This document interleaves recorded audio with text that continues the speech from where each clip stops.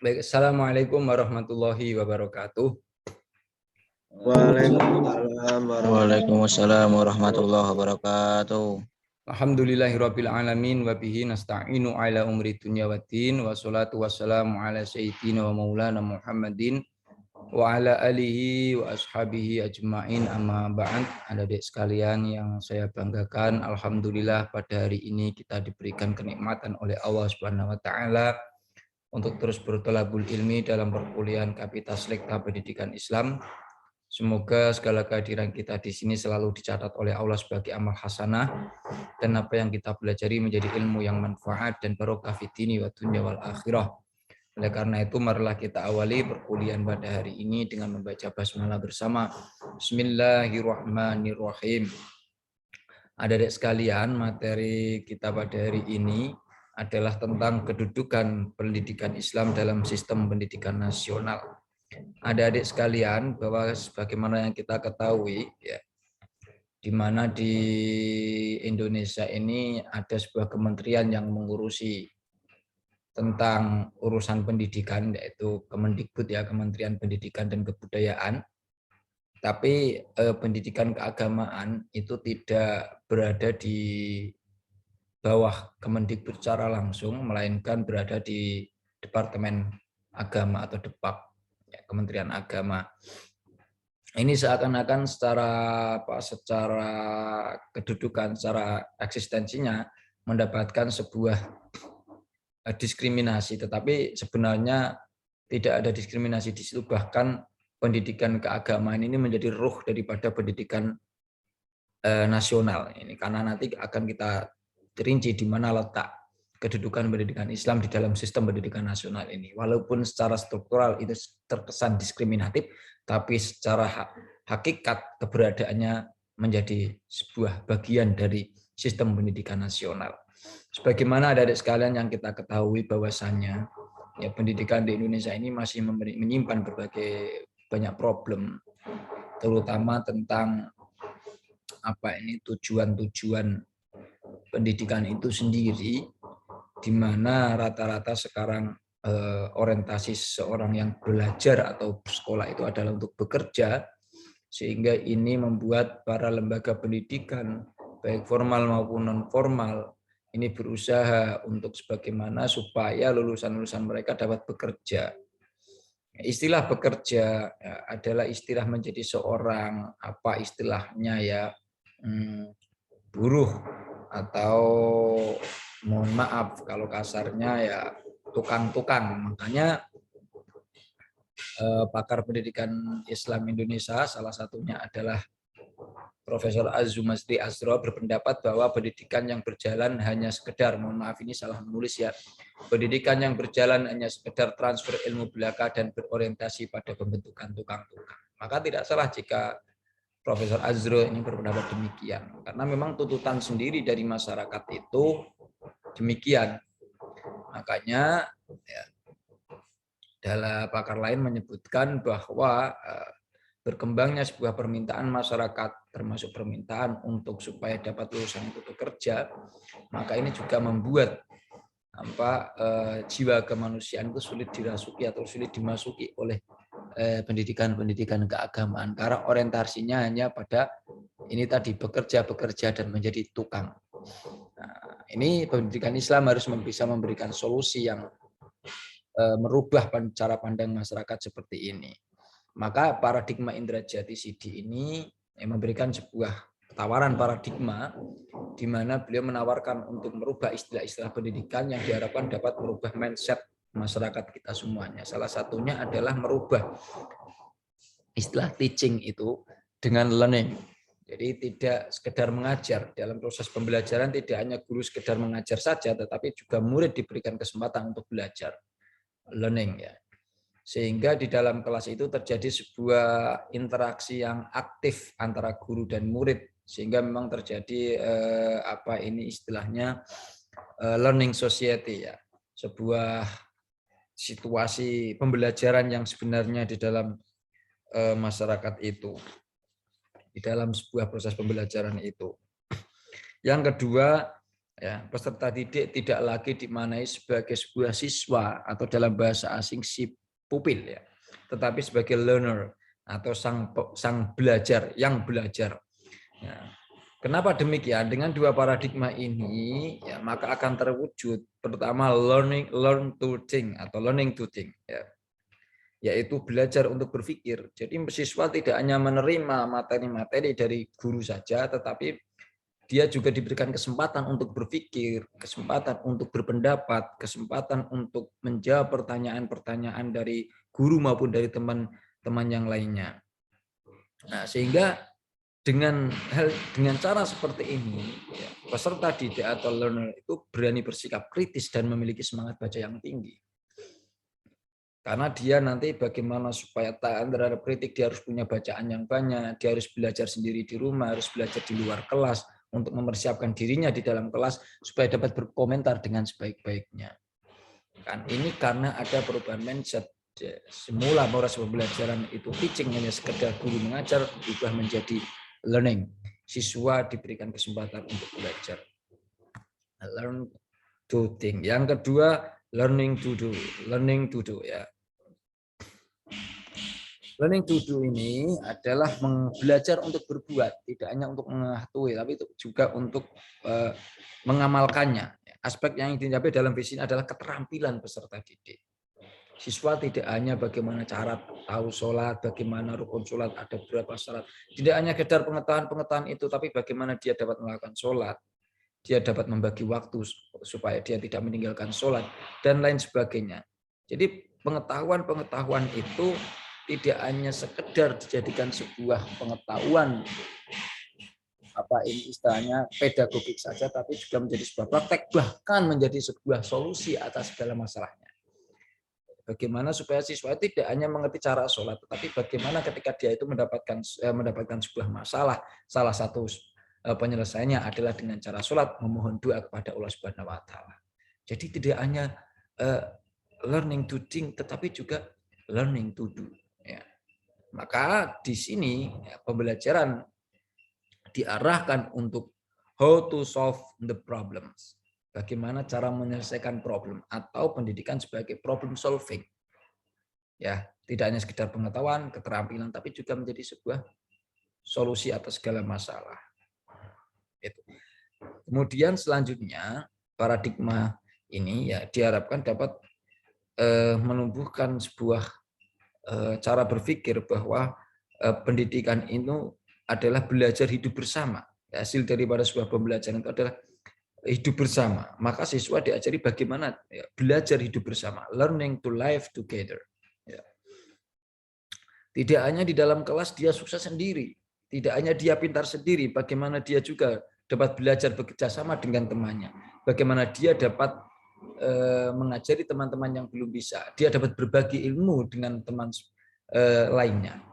Nah, kalau dulu sistem ranking itu membuat anak satu sisi membuat anak semangat belajar untuk mendapatkan perhatian terbaik dari gurunya, mendapatkan prestasi terbaik ranking 1, tetapi itu juga dapat menumbuhkan sebuah egoisme, saingan yang sebenarnya saingan itu bisa dilakukan secara positif, tapi juga dikhawatirkan banyak hal-hal yang negatif dengan cara kecurangan-kecurangan atau tidak peduli dengan temannya, apatis, atau dengan kata lain egois, dia tidak mau mengajari temannya supaya temannya tidak tahu dan dia yang paling tahu dan dia yang juara satu. Maka sekarang sistem ranking itu hampir sudah tidak ada ya. Mungkin masih ada beberapa satu sekolah yang menggunakan, tetapi secara umum sekarang sudah tidak ada di rapot itu juara ranking 1, ranking 2, ranking 3. Ya. Karena bagaimana sebenarnya ini mengajari bahwa siswa itu belajar bersama. Ya. Dia tidak hanya bisa sendiri, tapi bagaimana berbagi dengan temannya, bagaimana hidup bersama. Saya bisa, teman saya bisa, saya paham, teman saya paham. Jadi saling belajar, saling mengajar. Makanya learning to live together.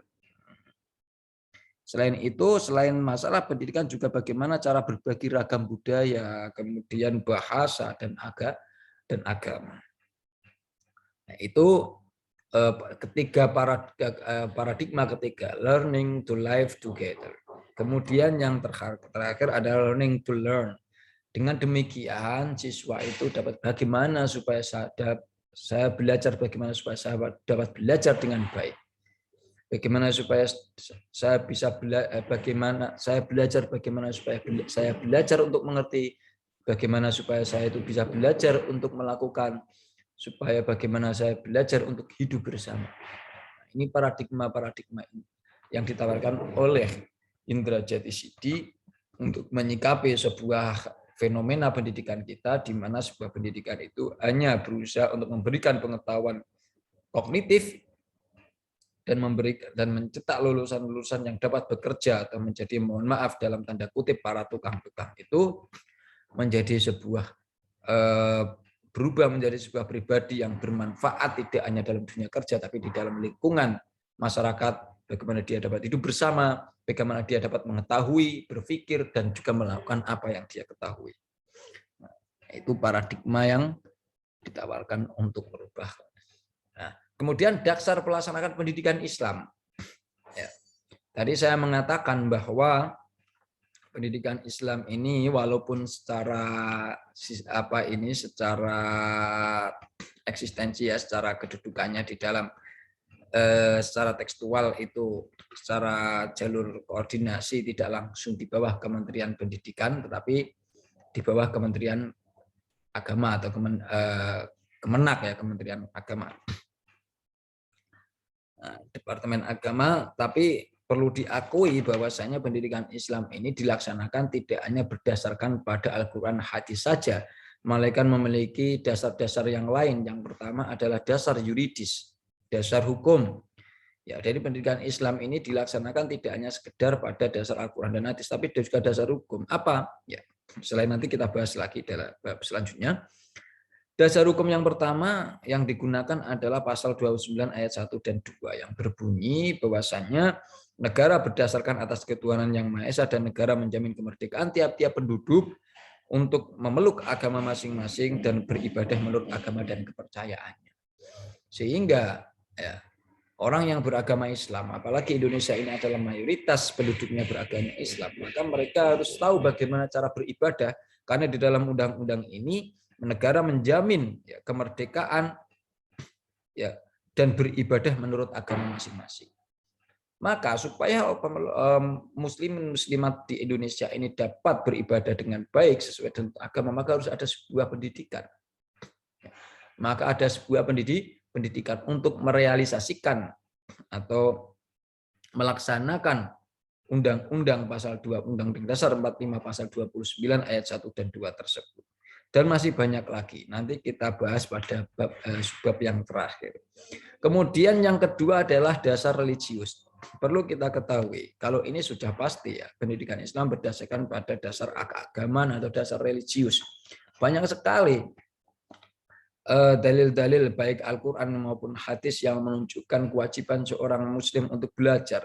Salah satunya adalah surat An-Nahl ayat 125 yang berbunyi Ud'u ila sabili rabbika bil hikmati wal mau'izatil hasanati wajadilhum billati hiya ahsan.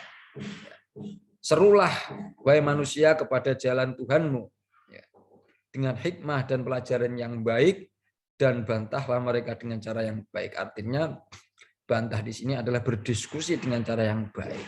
Nah, sehingga di sini ada nilai-nilai sebuah pendidikan di mana kita itu diperintah untuk mengajari ya, orang-orang, terutama orang-orang Islam, untuk supaya berjalan sesuai dengan jalan yang ditentukan oleh Allah Subhanahu wa taala, yang disyariatkan oleh Allah Subhanahu wa taala dengan cara yang baik ya.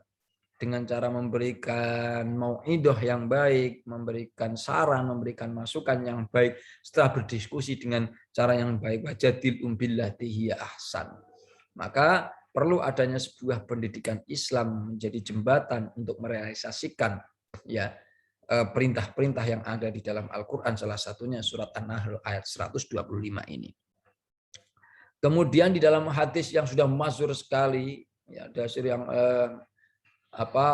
hadis yang sahih dan masyhur ya, tidak hanya di telinga para pakar pendidikan, tidak hanya para siswa di madrasah, tapi hampir ya di seluruh lapisan masyarakat Islam tahu bahwa thalabul ilmi fardhatun ala kulli muslimin wal muslimat.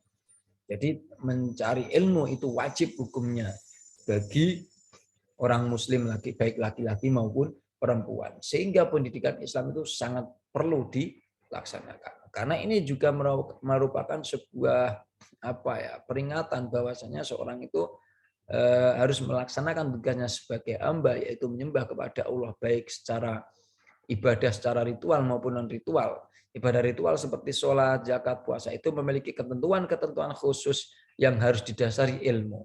Oleh karena itu mencari ilmu yang berhubungan tentang praktek keagamaan, praktek ibadah yang wajib itu menjadi wajib pula. Maka di dalam hadis disebutkan tolabul ilmi faridatun ala kulli muslimin wal muslimat. Bahwa pendidikan itu, belajar itu wajib bagi kaum Islam atau umat Islam. Ya. Kemudian masih banyak lagi hadis, salah satunya adalah kullu mauludin yuladu alal fitrah fa abawahu yuhawidanihi aw yunassirani aw yumajisanihi. Bahwasanya segala manusia yang lahir itu selalu dalam keadaan suci. Artinya suci ini ya mereka membawa fitrah agama Islam sehingga perlu dijaga keimanan itu. Adapun mereka itu berubah menjadi Yahudi, Nasrani, ya, kemudian Majusi, itu bergantung pada kedua orang tuanya. Artinya bagaimana orang tua itu mendidik, memberikan pendidikan. Maka pendidikan Islam itu sangat dibutuhkan dan sangat penting dalam ini proses perkembangan umat manusia. Kemudian yang ketiga adalah dasar sosial psikologis, bahwa semua manusia di dalam hidupnya selalu membutuhkan adanya pegangan hidup. Ya, adanya sebuah pegangan hidup. Perlu kita ketahui, kita pernah mengenal atau mungkin pernah mendengar sebuah artis kenamaan di internasional, ya, di tingkat internasional, perempuan yang cantik, suaranya bagus, penyanyi yang handal, yang terkenal yaitu Marilyn Monroe. Itu adalah sebuah penyanyi yang terkenal. Secara sosial dia memiliki status yang tinggi karena begitu banyak penggemarnya. Secara ekonomi dia memiliki uang yang berlimpah karena sering konser, sering mendapatkan banyak uang pemasukan dari konser-konsernya tersebut. Tapi yang aneh adalah ditemukannya bukti bahwasanya Marilyn Monroe ini meninggal karena bunuh diri. Karena apa? Karena Marilyn Monroe ini tidak memiliki agama atau ateis, sehingga ketika mengalami sebuah problem dia tidak memiliki pegangan. Beda dengan umat Islam, bahwasanya ketika dia memiliki sebuah permasalahan, logika tidak bisa menyelesaikan, orang lain tidak bisa membantu, maka dia punya keyakinan bahwa ada Tuhan yang selalu bisa menyelesaikan semua jalan, atau ada Tuhan yang selalu memberikan jalan kehidupan. Maka dia mendirikan sholat wajib, sholat sunnah, kemudian berdoa kepada Tuhannya untuk membantu memberikan solusi-solusi yang telah dilaluinya, atas segala masalah yang telah dilaluinya. Nah, jadi ini menunjukkan bahwasanya manusia itu memiliki kebutuhan agama. Salah satunya adalah untuk menyelesaikan permasalahan-permasalahan hidup yang tidak dapat diselesaikan secara logika, tidak dapat diselesaikan secara bersama. Maka eksistensi Tuhan, eksistensi agama diperlukan untuk menyelesaikan masalah-masalah seperti ini. Nah, itu dasar pelaksanaan pendidikan Islam yang ada di Indonesia ini. Nah, kemudian subbab yang terakhir adik-adik sekalian adalah kedudukan pendidikan Islam dalam sistem pendidikan nasional. Sebagaimana tadi yang saya sampaikan, bahwasanya secara struktural, walaupun pendidikan agama Islam itu tidak berada di bawah Kementerian Pendidikan dan Kebudayaan, melainkan berada di bawah Kementerian Agama atau Departemen Keagamaan, DEPAK, ya. Tapi ini tidak bisa dinafikan, tidak bisa kesampingkan, tidak bisa diremehkan kedudukannya di dalam sistem pendidikan Islam. Di mana ini dibuktikan bahwasanya di beberapa pasal di dalam Undang-Undang Dasar 1945 mencantumkan secara langsung mencantumkan eksistensi atau keberadaan pendidikan Islam. Salah satunya adalah pasal 1 ayat 2 di mana disebutkan bahwa pendidikan nasional adalah pendidikan yang berakar pada kebudayaan bangsa Indonesia, dan berdasarkan pada Pancasila dan Undang-Undang Dasar 1945. Kita ketahui bersama, kita bahkan hafal di dalam Pancasila ya.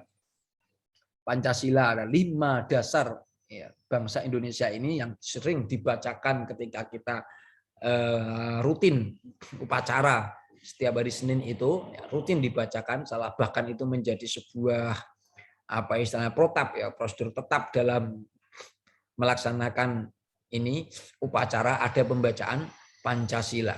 Nah, di situ bukan Pancasila, satu ketuhanan yang Maha Esa. Jelas kalau kita berbicara ketuhanan yang Maha Esa berarti kita berbicara tentang soal keagamaan. Maka secara tidak langsung pendidikan Islam diperlukan dalam rangka untuk mewujudkan terlaksananya atau mewujudkan atau merealisasikan pasal 1 ayat 2 ini ya, bahwa pendidikan itu berakar pada Pancasila, yaitu dengan berketuhanan yang Maha Esa salah satunya. Kemudian yang kedua adalah pasal 4. Ini lebih jelas lagi bahwasannya disebutkan di dalam pasal 4 ini tujuan pendidikan nasional adalah untuk mencerdaskan bangsa dan mengembangkan manusia Indonesia seutuhnya, yaitu manusia yang beriman dan bertakwa kepada Tuhan Yang Maha Esa dan berbudi pekerti luhur dan seterusnya. Yang saya catat ini adalah yang berkaitan dengan pendidikan Islam, bahwasanya tujuan pendidikan nasional adalah tidak hanya mencerdaskan bangsa, tetapi juga mengembangkan manusia yang utuh. Utuh itu salah satunya dilihat dari sisi keyakinannya, sisi akidahnya. Manusia itu adalah manusia yang memiliki keimanan dan ketakwaan kepada Tuhan Yang Maha Esa. Di mana seseorang itu bisa belajar tentang keimanan dan ketakwaan kepada Tuhannya kalau dia tidak belajar melalui sebuah pendidikan agama Islam, kalau dia adalah seorang Muslim. Ya, di mana dia diajari ya, tentang keimanan, ketakwaan kalau tidak di dalam pendidikan Islam atau pendidikan agama Islam. Walaupun seseorang itu belajar di lembaga pendidikan umum baik SMA, SMP, pasti di situ ada pendidikan agama. Kenapa? Karena tujuan pendidikan nasional tidak hanya bertujuan mencerdaskan bangsa, tetapi juga mengembangkan manusia seutuhnya, di mana manusia yang utuh itu salah satunya adalah manusia yang beriman dan bertakwa kepada Tuhan Yang Maha Esa. Sehingga pendidikan agama walaupun tidak berada langsung di bawah Kemendikbud, tapi semua pendidikan umum yang berada di bawah Kemendikbud selalu mencantumkan ya, pendidikan agama Islam demi merealisasikan pasal 4. Ini membentuk manusia yang utuh, yaitu manusia yang beriman dan bertakwa kepada Tuhan Yang Maha Esa dan seterusnya. Adik-adik sekalian, kemudian pasal 10, mohon maaf. Pasal 10 disebutkan bahwa pendidikan keluarga merupakan bagian dari jalur pendidikan luar sekolah yang diselenggarakan dalam keluarga yang memberikan keyakinan agama, nilai budaya, moral, dan keterampilan. Nah, ini yang menjadi fenomena saat ini, masyarakat kita itu sudah bergeser cara berpikirnya, pergeseran pola pikir masyarakat bahwasanya pendidikan itu hanya dilaksanakan di sekolah. Pendidikan itu jelas sangat salah sekali, tidak benar karena di dalam pasal 10 ini disebutkan bahwa keluarga merupakan lembaga pendidikan. Karena di sini disebutkan pendidikan keluarga merupakan bagian dari jalur pendidikan luar sekolah. Jadi di luar sekolah itu ada pendidikan yang sangat penting, yaitu pendidikan di dalam keluarga. Makanya seharusnya orang tua tidak resah ketika ada pembelajaran daring selama corona. Justru fungsinya keluarga itu dirinya semakin berfungsi sebagai sebuah lembaga pendidikan di luar sekolah. Yang semula dalam waktu sehari hanya separuh waktu dia mengajari anaknya, bisa menjadi full day mengajari anak-anaknya. Tapi ya karena pola pikir masyarakat yang tidak demikian, justru menjadikan pandemi ini, pola belajar daring ini menjadi sebuah beban hidup, beban tambahan bagi para orang tua karena dirasa dia harus menggantikan peran guru. Padahal sebenarnya guru itu menggantikan peran orang tua. ya, mewakili peran orang tua. Nah, dengan demikian perlu kita sadari bahwa keluarga itu menjadi sebuah lembaga pendidikan, menjadi jalur pendidikan luar sekolah yang diselenggarakan di dalam keluarga. Tentunya orang tua itu tidak perlu resah dan gelisah ketika ada pendidikan atau pembelajaran daring seperti ini. Karena bagaimanapun keluarga memiliki fungsi sebagai lembaga pendidikan luar sekolah.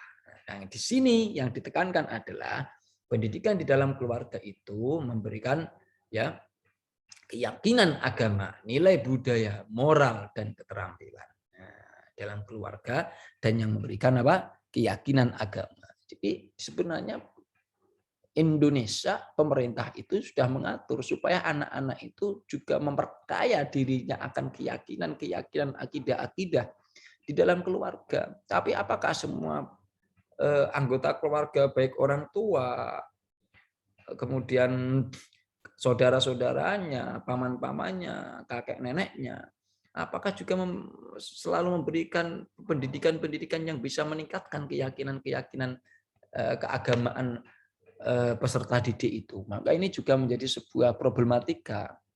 Coba nanti dicari ya judul yang tepat untuk menulis skripsi terkait hal-hal seperti ini.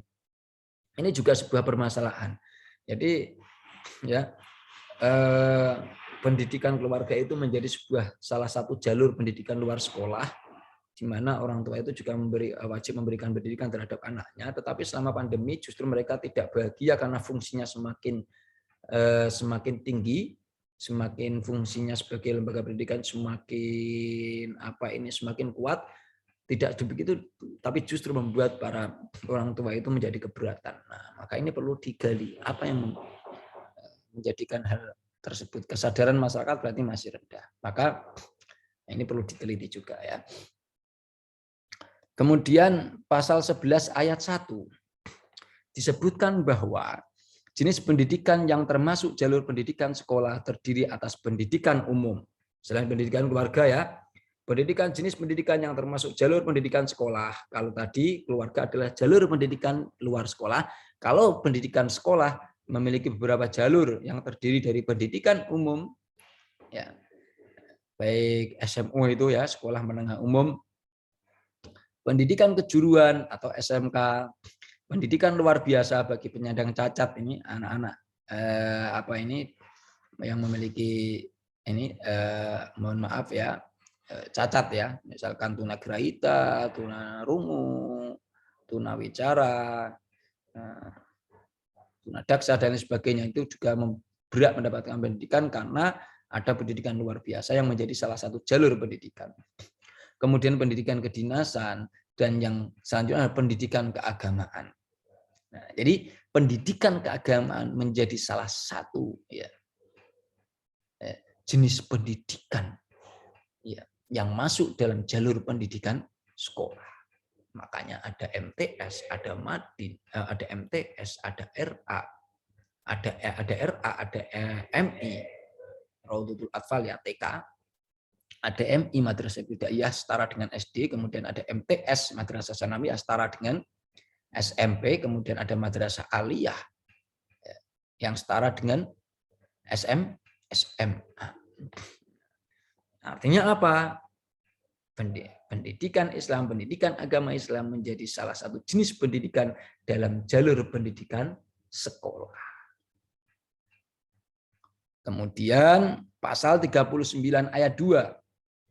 Ya, isi kurikulum setiap jenis dan jalur serta jenjang pendidikan wajib memuat 3 mata pelajaran ini. Pendidikan Pancasila, pendidikan keagamaan, dan pendidikan kewarganegaraan. Ini wajib. Ya, wajib. Makanya bagi kaum muslimin muslimat, ya, Anda belajar dimanapun di Indonesia ini dalam lembaga formal, maka pasti akan mendapatkan pendidikan keagamaan, walaupun di SMP, di SMA. Makanya di Unisula pun demikian. Ya, fakultas-fakultas non-agama Islam wajib mengenyam pendidikan agama. Ada pendidikan agama Islam 1, 2, sampai dengan 3, 4 semester, sampai dengan 4 semester. Semester 1 pendidikan agama Islam 1, semester 2 pendidikan agama Islam 2, semester 3 pendidikan agama Islam 3, dan semester 4 nanti ada pendidikan agama Islam 4. Ini juga dalam rangka merealisasikan Undang-Undang Dasar 1945 pasal 9 ayat 2, di mana setiap kurikulum jenis dan jalur serta jenjang pendidikan wajib memuat pendidikan Pancasila, pendidikan agama, dan pendidikan kewarganegaraan. Kemudian yang terakhir adalah pasal 47 ayat 2, di mana disebutkan ciri khas suatu pendidikan yang diselenggarakan oleh masyarakat tetap diindahkan. Maka pendidikan-pendidikan agama yang diselenggarakan di masyarakat, ya yang non formal seperti Madin, TPQ, ya, dan sejenisnya, ya, pesantren, maka tetap diindahkan. Ya, ini karena ada pasal 47 ayat 2. Dengan demikian, adik-adik sekalian, dapat kita tarik kesimpulan bahwasannya pendidikan Islam merupakan ilmu pengetahuan praktis, normatif, dan empiris. Artinya pendidikan Islam tidak hanya mengajari bagaimana anak mengetahui, tapi juga anak bagaimana berbuat dan bagaimana cara hidup bersama. Ini sangat jelas sekali. Salah satu contoh adalah materi tentang zakat.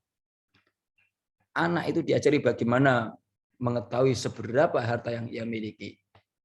Ya. Selain itu bagaimana menggunakan hartanya.